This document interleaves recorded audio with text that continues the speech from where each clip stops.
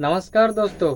Dictatorship कि हमारे सरकार तानाशाही की ओर गिरता जा रहा है। डिक्टेटरशिप एक ऐसी शासन व्यवस्था को दर्शाता है जिसमें सत्ता एक व्यक्ति या फिर एक छोटी ग्रुप के हाथों में होती है और उसमें जनता का कोई इम्पोर्टेंस। राजनीतिक दलों के खिलाफ आयकर विभाग और ईडी द्वारा की जा रही कार्रवाइयां देश में विपक्ष की आवाज को दबाने के प्रयास को स्पष्ट रूप से दर्शाती है। योगदान या फ्रीडम नहीं होती।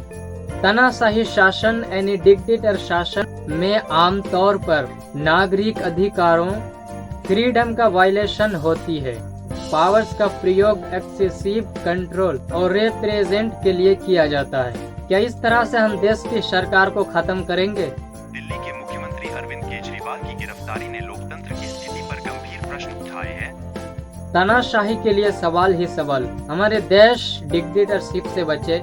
विपक्षी नेताओं को आयकर नोटिस भेजने की घटनाएं, जैसे कि तृणमूल कांग्रेस के उम्मीदवार को लगातार नोटिस मिलना, सभी को डराने की रणनीति का हिस्सा है।